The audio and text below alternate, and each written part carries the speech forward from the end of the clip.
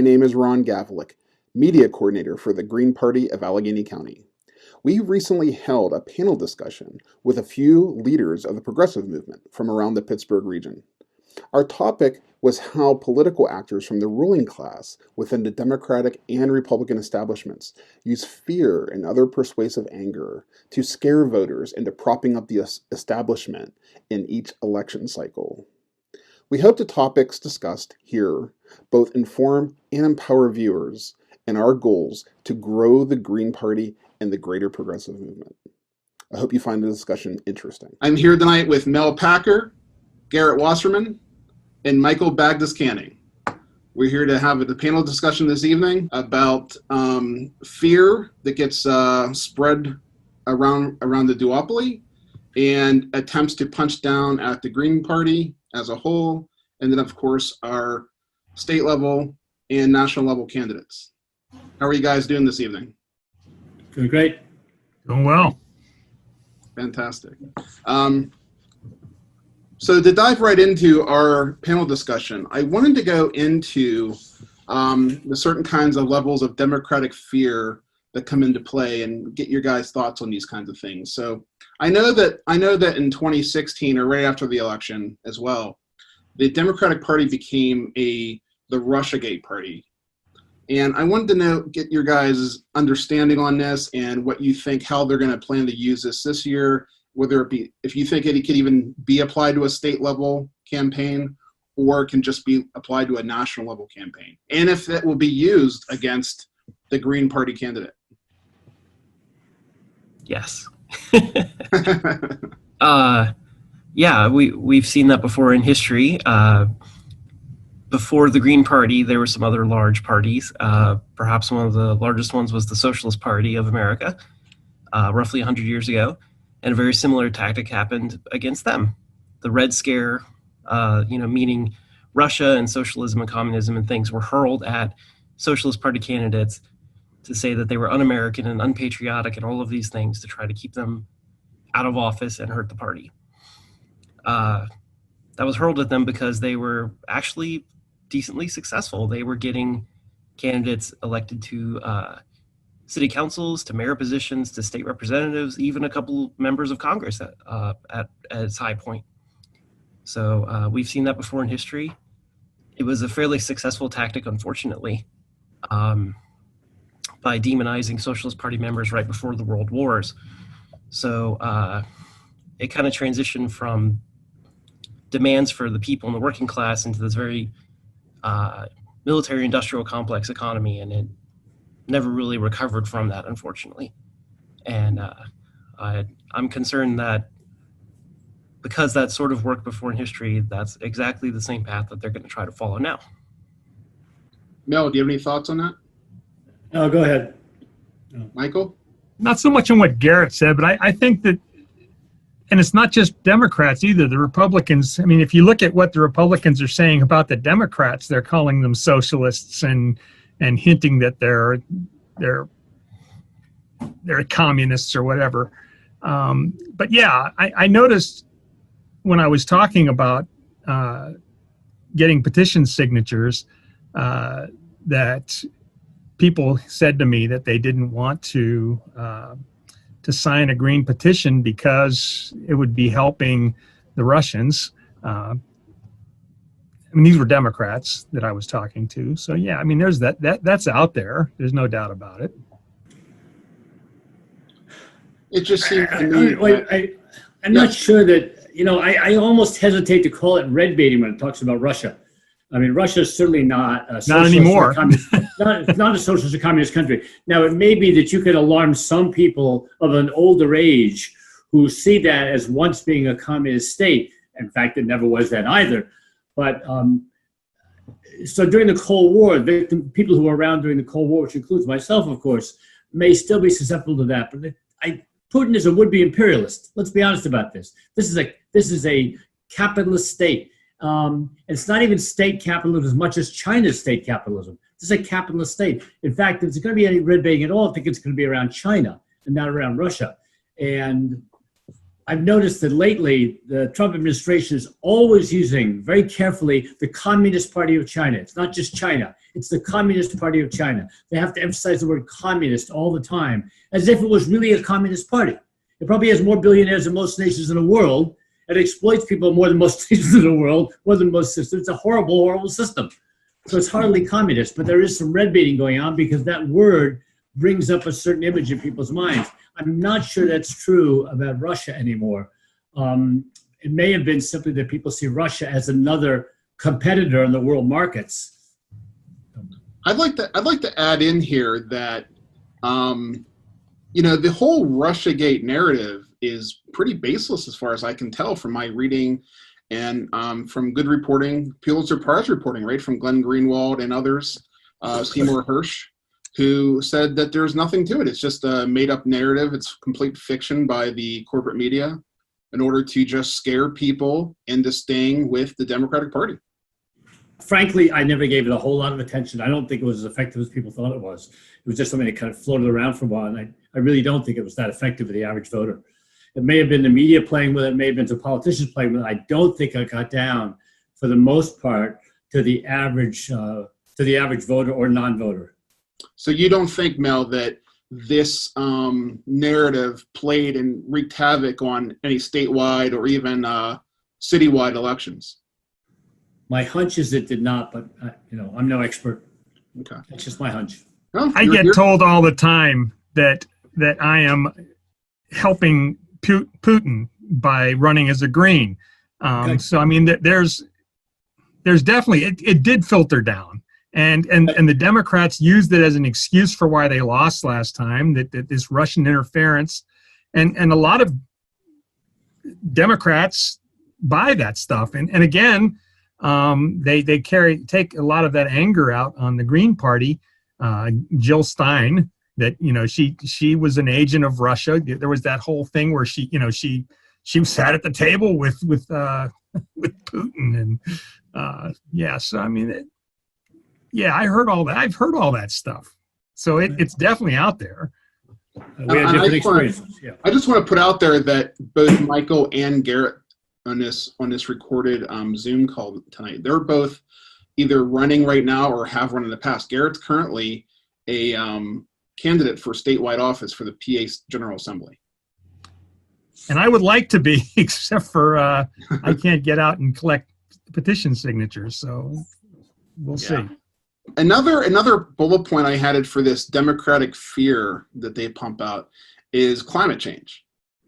And I find that particularly interesting this year because right now, and this is affecting citywide, borough-wide, and statewide runs, and that is the Allegheny County Democrats have completely embraced fracking. And they've done so at the cost of pro-choice candidates and other progressive level candidates. Garret, do you have any thoughts on that as a candidate for office this year? And how this kind of bogus climate change argument is actually driving the Democratic Party to the right? Yeah, I don't know about driving it to the right. I'm not sure exactly what you mean by that offhand, but what I've noticed is that Democratic candidates obviously will talk about the environment and climate change and claim that the other party doesn't listen to science and all these things. And their kind of fallback position is, well, we need to get back in the Paris Accords and all this kind of stuff. But what they don't tell you is that the Paris Accords, okay, sure, we're not really meeting those targets either. But they also were like bottom of the barrel targets, like nowhere near enough to actually do something about climate change. It was a very neoliberal capitalist sort of bare minimum to say, George Bush mission accomplished sign in the background and then go home, but not really what we need to actually do something. So Democrats play lip service to believing in climate change, but then they don't really have any plans beyond this plan that we know is not really going to be enough. And then on the other side, of course, with Republicans, for a long time, they kind of denied climate change and denied humans being involved and all this kind of stuff. But even that, you're starting to see some change there. And what stood out to me was in a speech recently, I don't remember exactly when, But Donald Trump went on this big rant about, we're going to have the world's cleanest water and cleanest air and all this kind of stuff, as part of his rant. And so to me, that's actually an indicator that voters in both the Democratic and the Republican Party are starting to notice water quality and air quality and climate change as being a big issue. Both parties feel like they have to talk about it, but neither of them are actually putting forward a plan that would actually address it. And behind the scenes, they're pushing for coal, for oil, for fracking, for natural gas, and all of the things that keep us stuck on the fossil fuel economy, even though they're giving lip service to, well, yeah, I want clean water too. And so that's very frustrating because they point at each other as being the problems there. What I meant about the Democratic Party going to the right with these kind of issue is because when Democratic elected officials embrace anti-choice candidates and endorse anti-choice candidates and other right-wing candidates just because they will also go along with the fracking narrative, that drives the party to the right. Wouldn't you agree? Oh, right. I see what you mean. Yes. Yeah, that's very true. That clearly the fossil fuel economy is the top priority in their mind. Satisfying the corporate drive for never-ending profits, never-ending growth is really the top motivating factor there. In fact, in the state house that I'm running against, the incumbent Democrat is a pro-choice Democrat. I'm sorry, a pro-life, or anti-abortion is maybe the best term for that. They like to use pro-life. Anti-abortion Democrat. The party wasn't gonna. The party's supporting her, and what ironically happens here is because the party starts to protect its own, we have this anti-abortion Democrat here who is getting money from all of these other local Democratic Party officials, the county executive, other state representatives, who claim to be progressive. When they go out and talk to their voters, they talk about how they're progressive and they support women's right to choose and all these things. But behind the scenes, they're giving money to, anti-abortion candidates, and they're going to all these events with coal and gas and all. One thing that had stood out to me actually was my county council representative had posted on Facebook about going to some event that was sponsored by the Pittsburgh Chamber of Commerce. It had this giant banner in the background that said, "Thank you to our sponsor, Columbia Gas." Every time they go to events and all, like, there's this proof that fossil fuels are behind everything that they're doing, even when they're trying to spread this progressive message. So you have to look at the actions and not the words. You're right about that the party is allowing itself to shift more right wing to protect the fossil fuel interest that are its big donors and supporters. So let's be clear: the Democratic Party has been a right wing party for a long time. I mean, back in the civil rights era, the Democratic Party was known as a progressive party, and for some good reasons. Whether or not it was sincere about it is irrelevant. Legislation got passed, war on poverty, you name it. But it's been a right-wing party for a very long time. It's been captive of corporations for an extremely long time, just as the Republican Party has been. In Allegheny County, they've certainly been backing fracking for a very long time. But part of that is not just the corporations, it is also the big unions. The construction trade unions, who will just lie, but they just lie about how many jobs there are in fracking. There's very few union jobs in fracking at all. And the former head of the Allegheny County Labor Council, when Jack Shea was there, came before the Allegheny County Council once and testified that there were 200,000 union jobs in the fracking industry. And that's why we needed to frack under Deer Lakes Park, a local park, which would have involved maybe 25 or 30 jobs.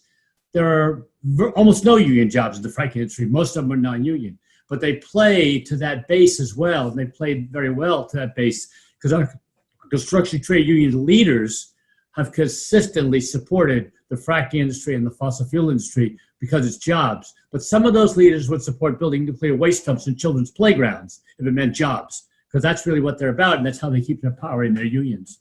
I'm not sure that they reflect the feelings of the politics of the members, although the members of most unions today are just kind of all over the map. They're right-wing, they're left-wing, they're everything because our unions have failed to educate people. Just real quick, you specifically singled out the Allegheny County Dems as promoting this fossil fuel agenda, but it's not just the Allegheny County Dems. Governor Wolf, John Fakerman, they're all in bed with it. And then if you go to the national party too, I mean, the Democrats claim to believe in climate science, but then they govern like it doesn't matter. So yeah. Well, I will give this much to the Democratic Congress back in 2009, I think it was. Don't quote me on the year, but they did kind of commission NASA to do a lot of climate change research as far as using satellite technology to monitor ice melt and things like that. I don't want to come off completely of just bashing good ideas. It's just that overall, it just seems to me that they are just simply not a climate. They are not a party to address the climate crisis. No, wait a minute. Window dressing. Go ahead, Mel. No, please. We have fossil fuel companies that pay for research. So what? The fact that they pay for research doesn't mean that anything is done with that research, nor does it mean that anyone will pay any attention to it, nor does it even mean that they will release the research, the results of that research. We've had Shell and Exxon and all of them do it for years. They know damn well they're ruining the planet. They don't release the research. That's irrelevant. It just makes them look good. Oh, let's commission a study to check about how the icebergs are melting and how Antarctica is disappearing. Let's commission a study, and they look good. They're full of shit. These people are not serious about this. You know, it is incredible to me how many progressives in the state of Pennsylvania think that Tom Wolf is a progressive because he says the right things about trans rights, women's rights. He says the right things for the most part about abortion rights. He says all the right things. He's no progressive. This guy is owned completely by corporations, and he's owned by right-wing corporations as well.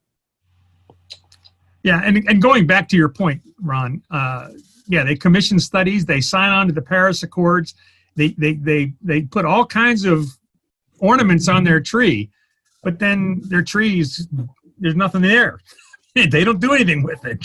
They don't turn the lights on. They put the ornaments on, they don't turn the lights on. That's exactly right. No one knows it's there because the lights are on and it's in the dark. Often it's in the dark. Good analogy, Michael.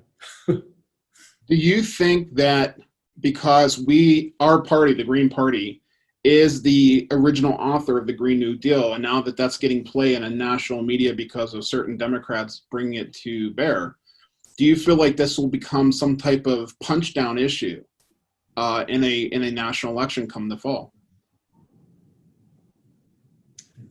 Nationally, well, probably at all levels. Statewide and nationally, okay? I just want to flesh this out a little bit. Do you feel like the Green New Deal, do you guys feel like the Green New Deal will become an issue either by the Republican establishment or the Democratic establishment to somehow punch down onto green candidates? I think that they're going to do roughly the same trajectory that has happened with many other issues, including single-payer healthcare, Medicare for all, which is a plan that is, by polling and, all accounts, seems to be very popular and has growing support because of all the great things it does for jobs and the economy and climate change and all this stuff. They're going to turn it around and attack it and say, well, we don't have money for that. You're not prepared to, we can't afford that. It's going to bankrupt us. It's going to do all this. It's going to put fracking jobs out of work. But, they're going to come up with all kinds of excuses like this about why we can't do it. And they're going to try very hard to make it seem like we're being very unreasonable, that we're not thinking about the long-term impacts of the Green New Deal, when ironically, the Green New Deal is all about the long-term impacts, all about our ability to survive climate change and to build a new type of economy with, stable long-term union jobs and all these things so that we have an economy that works for the people and not for giant corporations. Okay. I think there's another angle of this too, and that is, we have this COVID-19 thing going on, and there's been all this money that we've gotten, all the money that's been expended bailing out the American people.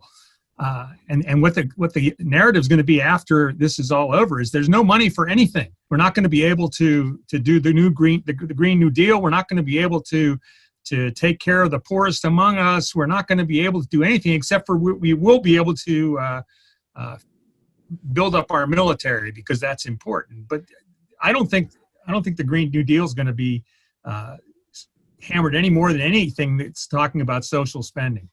I think it's all going to get hit.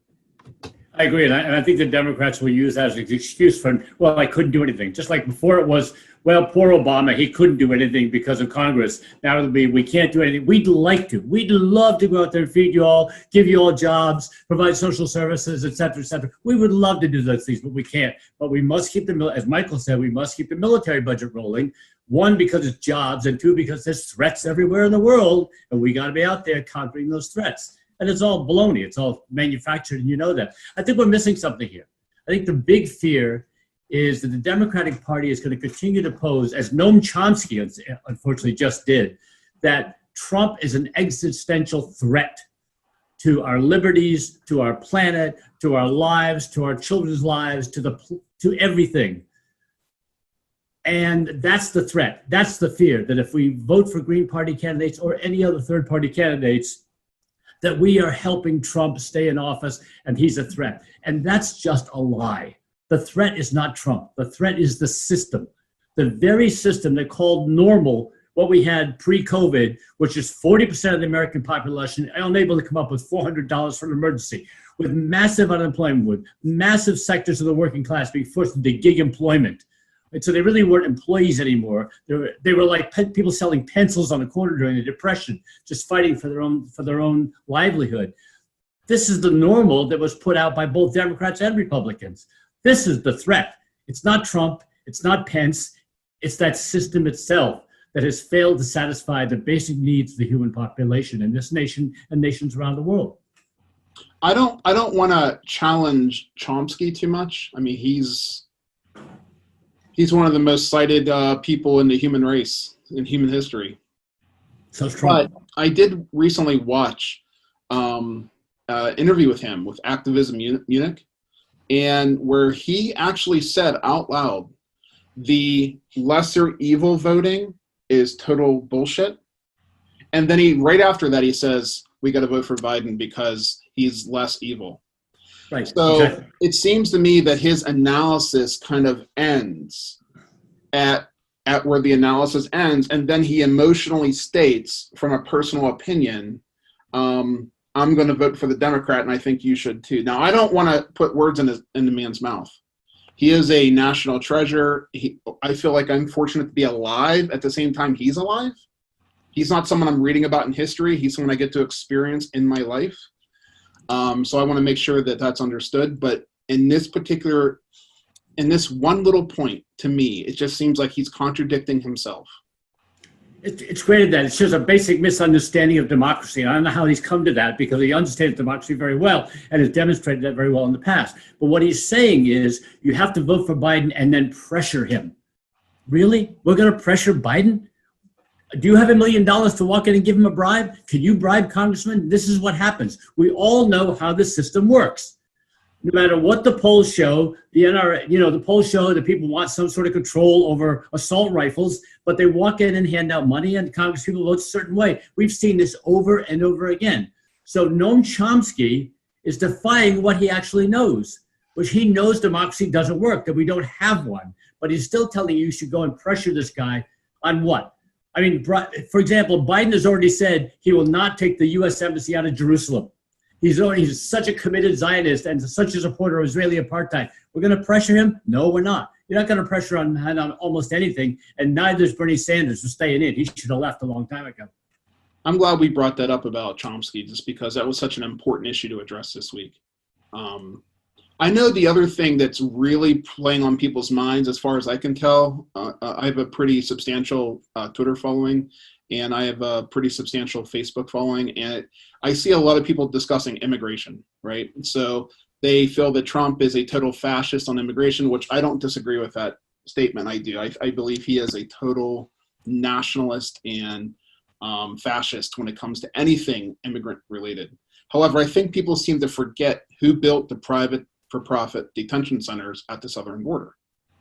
Right. And who has the record holding deportation? Which president has the record for deportations in at least in the 20th and 21st century? I don't know about beforehand. I don't think there was deportations in the 19th century, right? But I know that Obama has been quoted as having the record of deportations before this, and that Trump is somehow catching up over time, So I don't know how we're going to handle any punch downs to the Green Party on immigration when this is somehow being played out in the minds of Democratic voters and just non-ideologue progressives as Trump is the fascist and Biden is somehow not a fascist on this issue.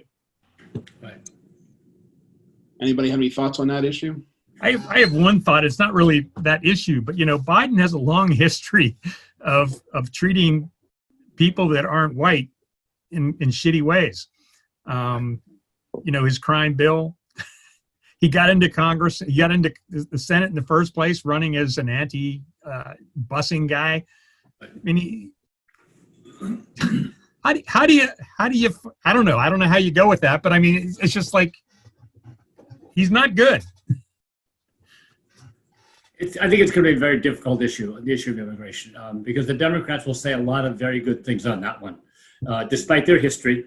And certainly their history is, as you pointed out, Obama was known as the deporter-in-chief for a good long time, and he should have been. Despite that, they will say a lot of things about DACA and about letting people stay in. They will haul a whole lot of people across that stage who are people of color and who are immigrants. And it's going to be a very, very difficult issue for the Green Party to make headway on, I think. So Garret, as a candidate for statewide office, and Pennsylvania is not, anybody who watches this video who's not in Pennsylvania, please know that Pennsylvania is not really an immigrant considerate state. Like we don't really have many immigrants here. But Garret, as a candidate for office, do you have any type of item on your platform that kind of addresses this in a very progressive or socialist way and a green way? Yeah. What I would say is that from activist organizations that are watching what's going on in Allegheny County and especially in my district, which is the western side of Pittsburgh, municipal police departments have been cooperating with ICE, for example, to find immigrants and to detain them and eventually deport them. And that's local police departments in municipalities that will have Democrat mayors and Democrat city councils and borough councils and all this stuff. And it's they're not really doing a whole lot to stop it. They're letting the police departments go forward with this. So part of this I think is that even though it's a national issue, it's also something that we can address at local levels. And a lot of our local leaders, whether they're Republicans or Democrats, are failing on this issue. They're not actually taking it seriously. They're letting, ICE and all do whatever, go out and deport people, even when they're members of our community that, are running their own businesses, their own shops, working good jobs, all this stuff. We're not protecting them. And so that's part of my platform, I think, that we have to find out what's going on and basically not cooperate with fascism. Right. No. Well, I think you're wrong about the number of immigrants. There's 837,159 immigrants in the state of Pennsylvania. They make up 6.5% of the state's population. 6.5% may not be much compared to some states, Arizona, et cetera, but a substantial portion of the working class in Pennsylvania. They're the folks who work in the restaurants. They're the folks who work in the meat packing plants, and they're dying in them right now. The Reading area is something like 60% immigrants. The Lancaster area out that way is a huge number of immigrants who've come in, sometimes stopping in New York City and living there for a while, then coming out where there was work. The Hazletown area is packed with immigrants. Once upon a time, it was largely Italian coal miners. Today, it's packed with immigrants working in the warehouses and the meat packing plants. So there's a larger portion of immigrants in the state of Pennsylvania than you think. Again, 6.5% is not like other states, but 837,159 is not insignificant. You're right. We also have. I would like to apologize for that statement because when I think of the state of Pennsylvania, I really do have a smaller vision on that. And I just kind of think about our own county and just Pittsburgh, the greater Pittsburgh region as a whole. So you're right. We do have also a blight on Pennsylvania. And that's the Berks Family Detention Center. And Governor Wolf could have a lot to do with that. He could close that thing down. I don't foresee. Maybe I'm wrong, and maybe my scope of vision on this is narrower than it should be. But I don't see how the Democrats, at least locally, are going to find a reason to punch down on Green Party candidates this year on immigration. I don't see that happening. I see them using that more as a tool against the Republican Party in nationwide races, especially the presidency. I mean, they're full of shit. They're not going to protect anybody, but I don't see them using it as a bludgeon against Green candidates unless you think I'm wrong. Everybody's shaking their head in case the video is not picking up. No, the bludgeon against the Green Party will be the same bludgeon it's always been, which is you are putting a fascist into power. You're putting a Republican into power. You can't do this. We will hear this over and over again. The shaming, the guilt tripping that's going to go on is going to be quite incredible, especially when we're faced with somebody like a Trump. And you can understand why people are doing that. I'm not a person of color. If I'm a person of color, I don't know how I'd feel, quite honestly. I mean, I know Angela Walker, the vice presidential candidate of the Green Party, is a woman of color, and she's very firm on the Green Party and not voting for Biden, correctly so. But I'm not a person who worries about being shot because I'm jogging through a neighborhood. I'm not a trans person who worries about getting beaten as I walk out of a bar. So I'm not sure how I'd feel, but that's how we're going to get guilt tripped over and over again. And we need to point out very, very carefully that we're not saying Trump isn't a fascist. We're just saying that fascism comes from both parties. And it's a gentler kind of fascism, but it's the same corporate fascism coming from the Democrats as we get from the Republicans. I'd also like to add here that I would like to have more people of color within our party be part of these panel discussions. And I would like to, I can't apologize for not having any tonight. I reached out to a couple people. It's hard right now because of the pandemic. People aren't always available. And you guys are the people who were available tonight. So we're 4 white men. And I get that. The only thing I want to add to this, though, is that the idea of saying that we're white men and therefore we can't have a progressive vision on how marginalized communities are treated seems a little disingenuous to me. And that in itself is a Democratic bludgeon. I would say that, to kind of add on to what you're saying there, since I am a white male, I don't have a lot of experiences that a lot of people in other communities would have. So I can't speak for them, and I'm not even going to try to do that. But what I can say is that one of the Green Party's key values is grassroots democracy. It's the idea that communities should have the right to self-determination and to be able to take care of themselves and to make their own decisions.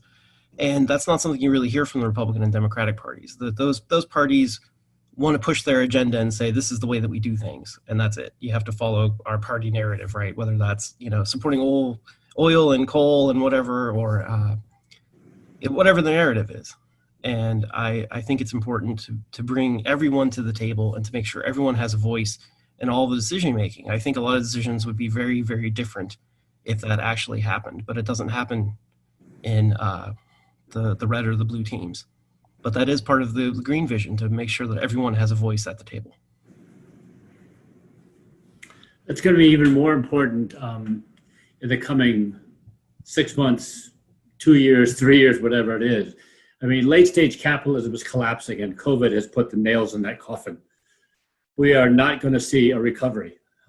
We are going to see a recovery for the rich, as we've already been seeing. Jeff Bezos has made some phenomenal amount of money, as we all know. Many other billionaires have made many, many more billions off this and will continue to do so. But we're going to see a world that's going to be very different than the quote unquote normal we saw before, which was, again, not normal as human standards should be. But it's never going to even get back to that. We're going to see many small businesses collapse. We're going to see many millions of people without a meaningful job or meaningful means to pay the rent or income. They will not have health care, et cetera, et cetera. This is going to be a very, very tough time.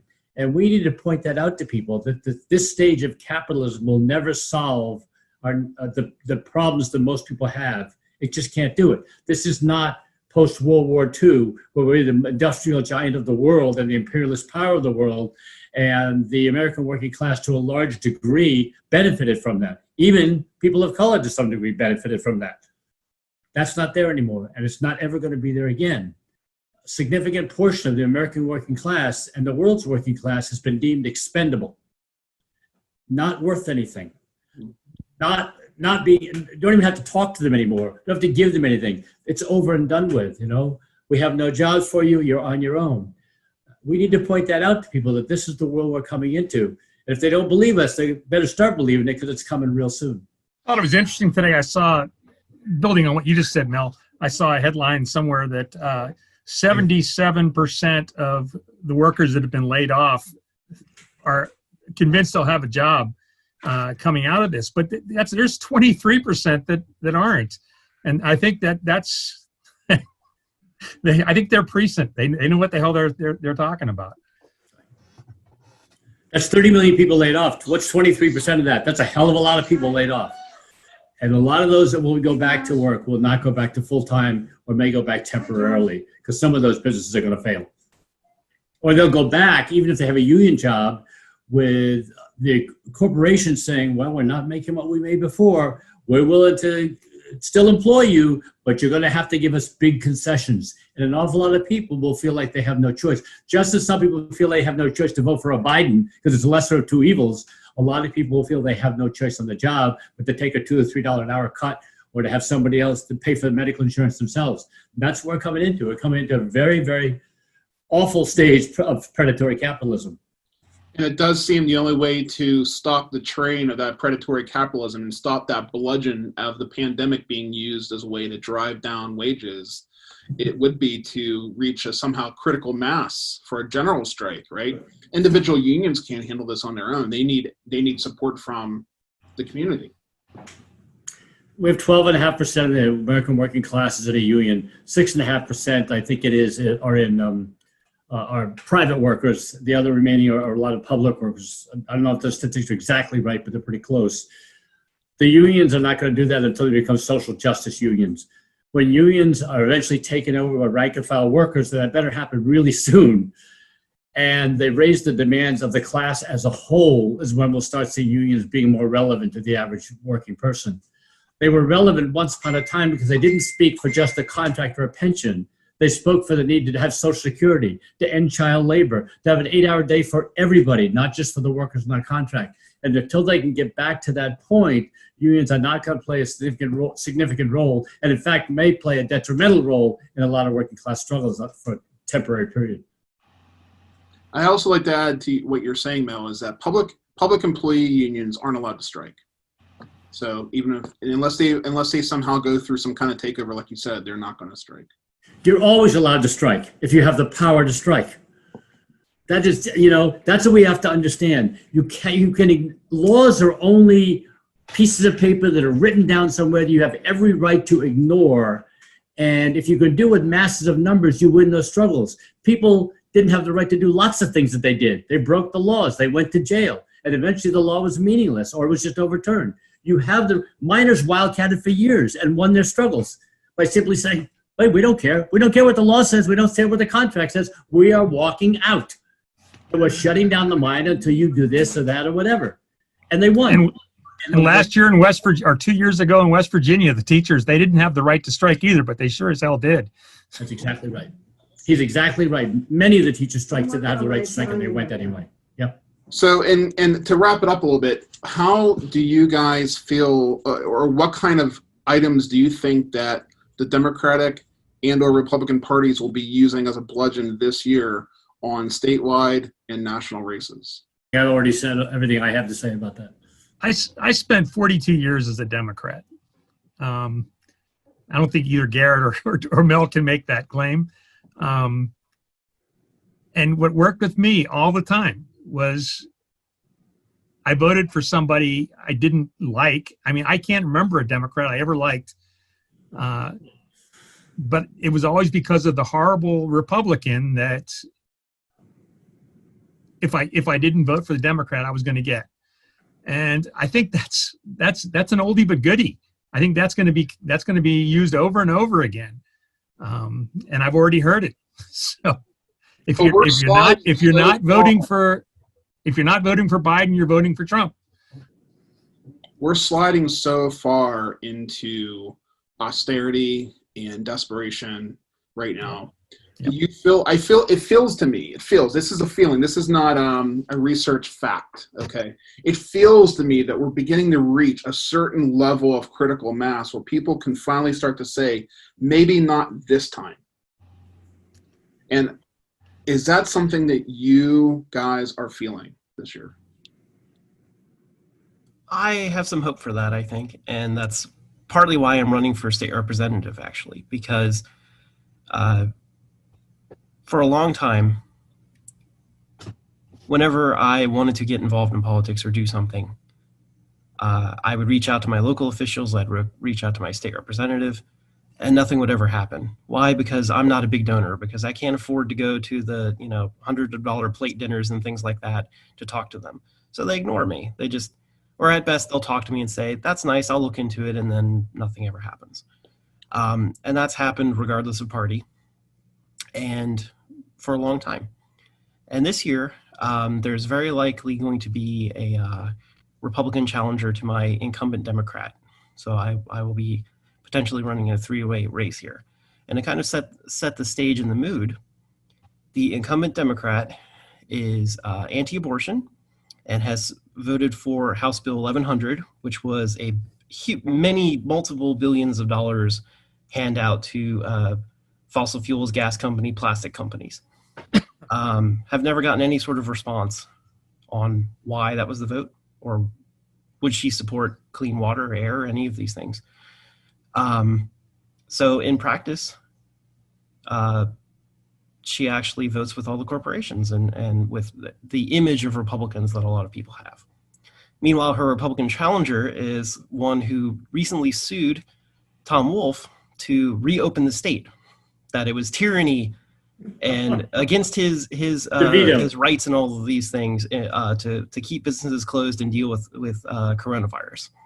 And when you look at both of these platforms here, neither of them are talking about how do we deal with poverty, how do we deal with, like you were saying, immigrants and all, with a fair immigration system, that all of the human rights atrocities that are happening in the jail right now. How do we actually grow jobs outside of the fossil fuels, which are failing? They were bankrupt before, and now they're massively failing underneath coronavirus. Neither of them have any answers to this, and people have so removed themselves from the political process now that they don't even care. They don't even follow it anymore, right? Neither of these candidates actually represents the average voter in this district.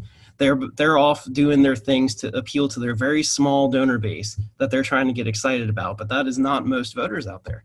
I think when I go talk to voters and tell them about the Green New Deal and the Green Party platform and all, that's actually what represents what they want. And so, I'm hoping that this is the year that you're talking about, Ron, that this is at least the beginning of people saying we never get anywhere with these two groups arguing with each other, and maybe there's a new way forward, and that might include the Greens, along with union organizing and all of the other things that needs to happen. I didn't even get into the complete disaster that is Joe Biden and his desires to cut Social Security, and the duopoly's desire to privatize Medicare. And I guess maybe we should, before we go, I would like to spend maybe 1 minute on that, because that might be the most critical thing for the voter's mind right now. Whereas you had Bush in the early 2000s trying to privatize Social Security with mealy-mouth pushback from the Democrats. And the real pushback at that time came from activist groups. It came from the citizens. I remember in Pennsylvania, Rick Santorum, he had his ass handed to him when he came to Pittsburgh trying to sell that idea. And now you have a Democratic candidate who's actually trying to attack, in the past has tried to attack the most vulnerable citizens, with the disabled and the elderly. And this is being treated as no big deal. And I hope that our statewide candidates and our national candidates are willing to hit back on that, and I mean hit back hard on that issue alone. Well, Ron, I think we're a little wrong in even assuming we know what the issues are going to be around the election. We are in a crisis going on right now. Things change from day to day. You would be amazed at how quickly some people can change. if in 3 months they declare it's over and what we're all predicting comes true, and I have no doubt that will come true, we'll have a real economic crisis, a real jobs crisis, a real healthcare, etc. We don't know what's going to happen out of that. Some spontaneous leaders may arise and make the issue Social Security, may make it Medicare, may make it job, may make it all of that. The important thing is that we have to build some movement. Occupy came out of almost nowhere. Suddenly it was there. And it was there in many cities across the nation. In the 1970s, the left was organizing in Portugal and one day woke up and discovered there was a revolution. They weren't leading it. Quite to their amazement, they weren't leading it, but they had to get out in front of it. They tried to get out in front of it. And there was a revolution in Portugal. And no one knew how exactly that happened because people reach a certain point. When people reach that point, they can go either way. They can go to the right or they can go to the left, and we have to admit that. People make terrible mistakes sometimes. They make terrible choices. We may very well see a Perón-style leader, slicker than Donald Trump, come up that will lead people to the right while pretending to be progressive or left, and they're not. We don't really know what's going to happen. And again, we don't really know what the issue is because things are changing almost by the day. If we suddenly see more lockdowns and suddenly see massive spikes and suddenly see 300,000 people dead, which affects more and more families, we don't know how people are going to react to that. But we need to be in a position to try and work with those who are reacting and move them in the right direction. Okay, with that, I'm going to wrap this up. I'd like to thank all of the panelists for coming this evening and giving us their thoughts. Anybody who's watching this video, I encourage you to please check out the links below in this YouTube video. You can visit AlleghenyGreens.org and sign up to become a Green Party member. You can also change your registration to Green Party if you wish. I'm asking you to please like, comment, and share this video for your friends, coworkers, and families. Thank you very much, everybody. Have a good evening.